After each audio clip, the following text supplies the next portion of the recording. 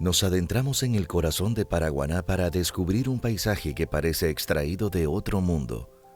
En este documental descubriremos el misterio científico detrás de sus aguas rosadas, la historia ancestral que guardan sus suelos y el contraste perfecto entre un destino turístico de ensueño y la ruda realidad de un pueblo que extrae la vida de la sal. Bienvenidos a las Salinas de las Cumaraguas.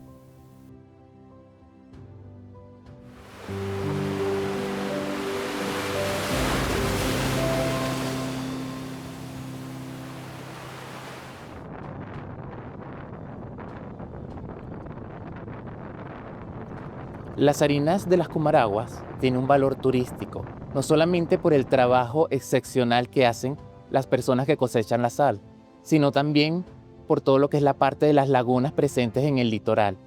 El valor turístico, la persona, su gente, tenemos que resaltar y visibilizar la importancia que tiene, no solamente como una fuente de minerales extraordinarias, sino que también como una forma de proyectar el Estado Falcón, su forma, su cultura, y entender y dar a conocer en Venezuela la importancia biológica de la sal. Podemos decir que la sal del Himalaya es una de las más conocidas en el mundo, pero las salinas de la Cumaragua no solamente es conocida, sino que también tiene un valor biológico importante, igual o parecido a las sales del Himalaya. La tonalidad de las aguas se deben a las bacterias extremófilas presentes en las mismas. Estas bacterias a nivel biológico han pasado por un proceso adaptativo en el cual le permite vivir en lugares justamente extremos. En este caso, unas altas concentraciones de cloruro de sodio. Esto da una tonalidad de color rosa claro a las aguas y por lo tanto, al momento de precipitarse la sal, genera esta tonalidad, muy parecida también a la sal del Himalaya. Claro, también varía de si la sal es artesanal, como la que se comercializa dentro de la zona, que es una sal dura, gruesa, con esas características biofísico-químicas, pero también tenemos la sal de uso comercial, que ya sería una sal fina, una sal un poco más, digamos, más comercial. Sí, esa sal es totalmente consumible porque es la misma sal que se vende. Lo que varía es el tamaño o la textura, que debería de pasar por un proceso de refinamiento, ya sea a través de un molinillo o algo, un mortero, que pueda ser pulverizada o bajada en partículas para consumir. Pero la misma sal tiene el mismo proceso biofísico-químico, los mismos minerales y los mismos compuestos. Uno de los riesgos sería que si las personas no cuentan con el equipamiento de bioseguridad correcto y adecuado, puede traer algún tipo de patología. Lo ideal sería tener botas, tener un atuendo correcto, tener guantes y sobre todo proteger sus ojos a través de unos lentes. También el sol es un factor importante porque la radiación es intensa y si no utilizan una pantalla física o química, ya sea protector solar o una gorra, también los rayos solares van a incidir directamente en la salud de la persona. ¿Qué pasa? La sal es higroscópica. ¿Qué quiere decir esto? Que la sal sustrae a nivel epidérmico el agua. Generalmente estas personas tienen la piel muy reseca. ¿Por qué? Porque la piel pierde agua, también pierde lípidos esenciales y se pierde lo que es la barrera hidropilídica del agua, que es una capa protectora de la piel. Estas aguas son sumamente saturadas y por lo tanto, si cae así sea una partícula microscópica, puede alterar o puede generar un daño a nivel visual u ocular de la persona. Aparte de eso, estas personas también, si están 3, 4, 5 horas en una faena de trabajo, en el proceso de cosechamiento de la sal, pueden también sufrir de hipersensibilidad en la piel o a través de dermatitis de contacto, porque esto puede generar un daño a nivel físico y biológico en todo lo que es la estructura de la piel. Entonces podemos resaltar la importancia de este producto, darlo a conocer, entender su valor biológico y sobre todo también visibilizar a las personas que cumplen un rol fundamental en el proceso de extracción. Mira, en esta parte de este tipo de ecosistemas principalmente conseguimos son aves migratorias Las más emblemáticas serían los flamencos y los playuelitos, que son como unos pajaritos pequeñitos de color blanco con marrón, que ellos van atrapando y comiendo pequeños microorganismos que están enterrados en la arena. Los flamencos se alimentan tanto de las microalgas que pintan el agua de color rosado, como de los microcrustáceos que se alimentan de esas microalgas que se llaman Artemia salina. Ellos, cuando las salinas están llenas de agua por la temporada de lluvia, llegan, anidan allí, toman refugio, igual que algunas otras aves que a lo mejor no vienen a alimentarse de este tipo de organismos, sino que toman la zona como un área de descanso para seguir su transición hacia las partes del sur del continente. Una vez que las salinas se secan, ya sea porque es la temporada de sequía o porque se agotó la fuente de alimento, ellas siguen su recorrido hacia donde puedan volver a encontrar fuentes de Artemia salina para seguirse alimentando. Mira, las salinas actúan como un filtro entre el mar y la tierra, ¿ok? ¿Qué pasa con ellas? Ellas lo que hacen es frenar que ciertos minerales que son demasiado pesados para ciertos tipos de plantas que habitan más hacia la parte interna del continente alcalinicen los suelos, ¿ok? Ellas frenan lo que es el sodio, el magnesio, inclusive algunas trazas de cobre o hasta de plomo. Básicamente son un filtro para todo ese tipo de minerales que la mayoría de las plantas no toleran con sus raíces, lo que permite que básicamente llegue agua dulce hacia las partes internas a través del agua de mar, que si no estuvieran las salinas, llegaría igual de salada a las otras plantas que están más adentro de la plataforma. La contaminación principalmente por los plásticos. ¿Qué pasa? Cuando se dejan de desechos o residuos en esa zona, como que se adhiere a las capas de sal. Cuando extraen esas sales, vienen cargadas de microplásticos, de trazas de metales que en formas naturales no deberían estar allí, e inclusive desechos orgánicos que están saturando la zona, como materias fecales. Algunas salinas inclusive están experimentando declive en la calidad de la sal porque las usan de vertederos de aguas negras. ¿Y qué pasa? Cuando tú dañas ese filtro, primero, alteras la migración de toda la fauna que va para allá, todas esas aves. Y segundo, las aguas que ellas filtran para que lleguen como agua dulce hacia las partes internas del continente pierden ese freno y empiezan a llegar cada vez más saladas y más contaminadas. Y a la hora de extraer las sales, vienen cargadas de microplásticos. Todo eso va para nosotros. Porque ¿qué pasa? Cuando tú tomas un ecosistema o un punto en específico y lo quieres proteger como un patrimonio ecológico, se tiende a prohibir actividades artesanales de extracción de la sal, de extracción de fauna, de lo que sea. Ahí lo que debería hacerse es como una protección para un patrimonio integral de la humanidad, ¿ok? Para que se sigan haciendo las actividades de extracción de sal, pero de manera artesanal, porque si tú industrializas eso, ¿qué pasa? Vas a empezar a contaminar más las sales, a contaminar las salinas como tal, vas a afectar los ciclos migratorios de las aves y a afectar la permeabilidad del suelo, que es lo que hace que se filtren esos minerales pesados y llegue agua limpia a las partes internas de la tierra. Pasa con muchos nichos de extracciones artesanales. Creen que como ellos trabajan en la tierra, en esa parte, son dueños de ese pedazo de tierra. Realmente no es así.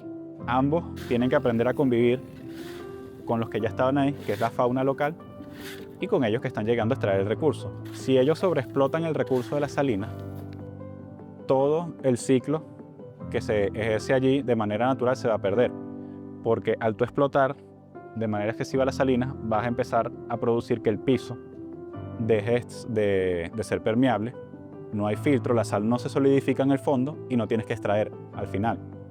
Entonces tienen que haber temporadas de veda, que es principalmente las de sequía, para que el piso que está cubierto con la sal no se abra y no se humedezca. Si lo humedeces, pierdes después la temporada siguiente para la cosecha de sal. Ellos tienen que aprender a convivir con la fauna y obviamente no dejar desechos, porque eso al final del día afecta la calidad de su producto. El trabajo del salinero es una carrera contra el tiempo y el sol. La jornada arranca a las 6 a.m., aprovechando las horas de relativa calma antes de que el calor de Falcón se vuelva insoportable. Con picos y rastrillos básicos, la labor es manual, primitiva y profundamente física. Aquí, la tecnología es la espalda y el músculo. El propio nombre no era la espumaragua, era espumaragua. espuma al agua porque ella botaba demasiada espuma. En la época de los indios, eso que eran los que vivían por aquí, por esta zona, ellos lo llamaban, era espuma al agua. Después fue que se llegó al nombre, al acuerdo de poner el nombre Cumaragua. Ese color rojizo depende de una bacteria que se llama la ardemia, que si no, que es lo que produce el camarón. ¿Entiendes? Sin ese color la sal no cuaja, no se pone gruesa así pues y se pone rosada, porque ese color lo bota esa bacteria, la ardemia, que si la salina no tiene ardemia, no se cuaja la sal bien. Bueno, yo empecé a sacar sal a los 6 años con mi papá y ahorita tengo 68. O sea que tengo 62 años sacando sal. La sal se saca siempre con carretilla. Ahora es que meten las motos para tener más facilidades de que la sal está lejos y la cargan en esas motos. Pero siempre se ha utilizado aquí la carretilla. Están metiendo motos, como meten las maquinarias a veces a la empresa, meten máquinas para dentro de la salina, pero eso no es. La salina se empieza a sacar con pura carretilla.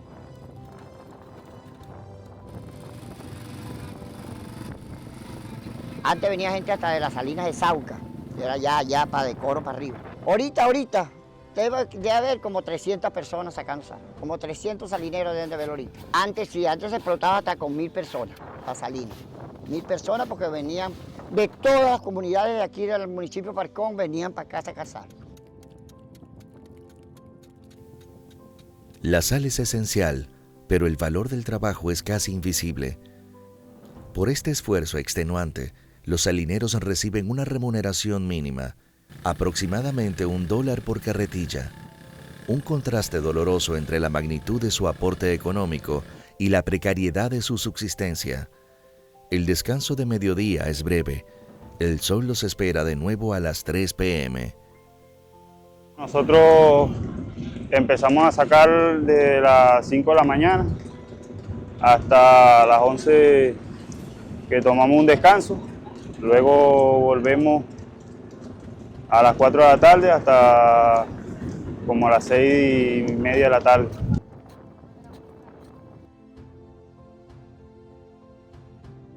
Esta crónica va más allá de un paisaje hermoso.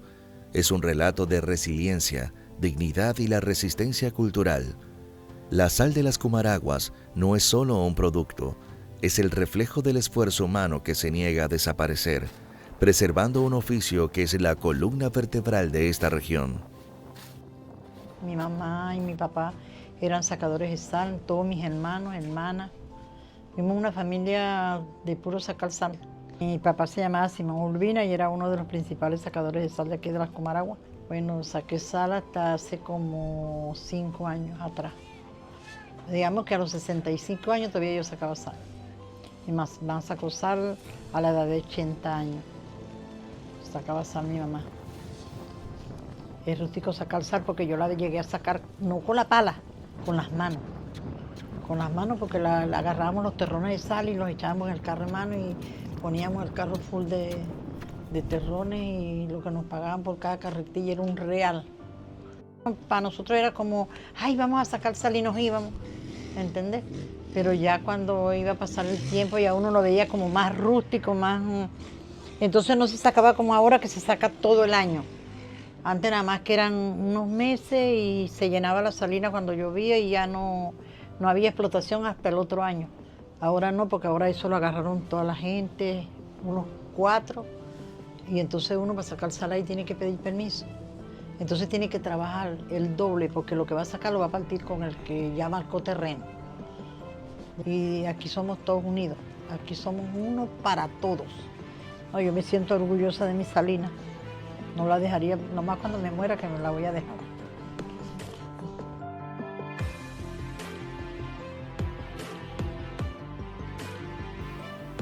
Mientras cae la tarde y el sol pinta el mar de rosa por última vez, el salinero se retira, dejando atrás el silencio de las lagunas. Pero bajo esa calma aparente, una amenaza acecha en el horizonte. No es el viento ni la marea, es la huella de nuestra propia presencia. Un problema creciente de desechos y la falta de conciencia ambiental que empieza a asfixiar los canales de evaporación y a herir la pureza de este ecosistema único.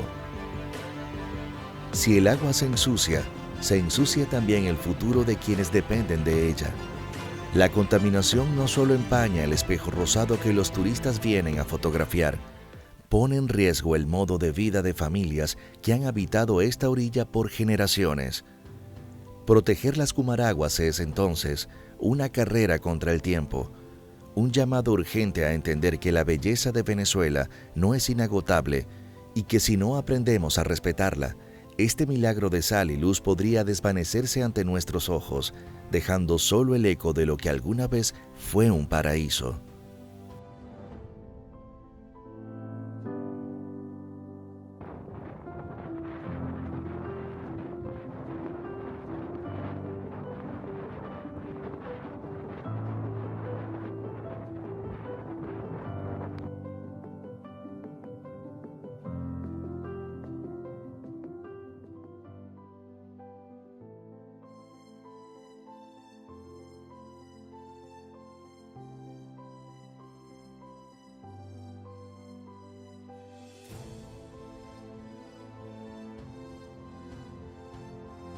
Hay muchas personas que vienen que le expliquen cómo es el color, el proceso de las aguas rosadas. Este es el proceso.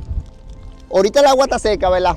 A lo que está seca piensa botar unos minerales que tiene el terreno por debajo, piensa flotar. Pero no se mezcla el color rosado porque le falta agua. A lo que le entra el agua a la mar, esta parte aquí se deshace. Queda el terreno pelado. A lo que queda el terreno pelado, el suelo, como dice uno aquí, empiezan a flotar estos minerales, que son manchas. Empiezan a flotar hacia arriba y cuando tiene demasiado agua, el oleaje lo que hace es mezclarla.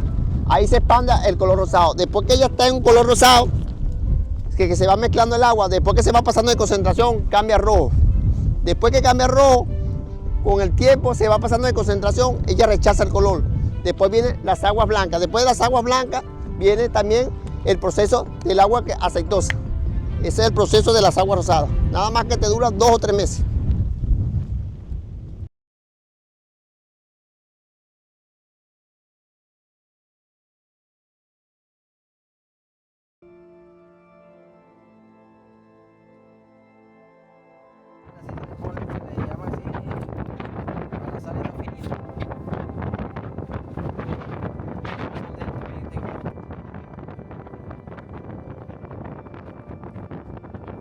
Soy una de las mujeres guerreras de las Cumaraguas, sacadoras de sal. Nosotros comenzamos en el año 2019, aproximadamente tenía 21 años.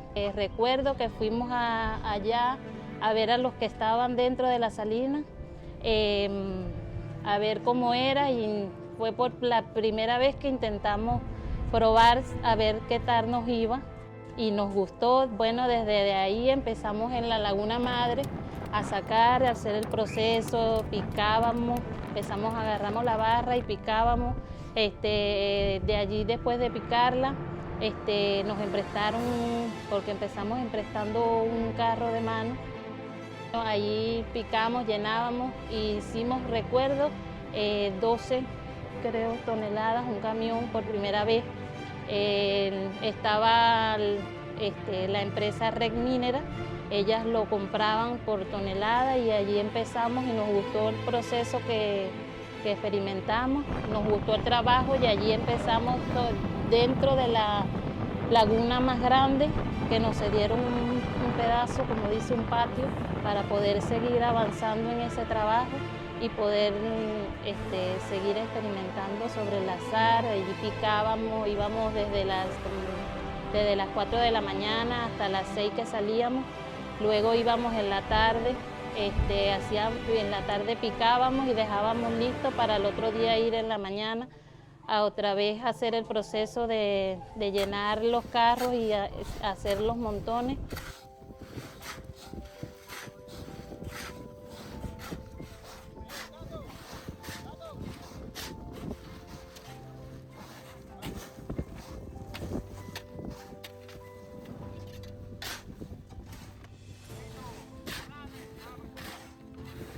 El corazón de las Cumaraguas no late solo por el agua y el sol, sino por la fuerza de sus salineros. Ellos son los verdaderos centinelas de este desierto líquido, gente de una voluntad inquebrantable que ha hecho de la sal su lenguaje y de la constancia su bandera. En cada grano de sal que recogen va impresa la historia de un pueblo que sabe lo que significa el esfuerzo puro. Pero este paraíso, tan inmenso como parece, es también profundamente frágil. Hoy, el rosa vibrante de sus aguas se ve herido por la sombra de la contaminación. Es una contradicción dolorosa que el mismo lugar que nos entrega su pureza reciba en su lugar el descuido de nuestra basura y el olvido de nuestra conciencia. Honrar a los salineros es también respetar su hogar, porque de nada sirve que el sol pinte el paisaje de colores si nosotros permitimos que el rastro de nuestra indiferencia opaque la magia de esta tierra.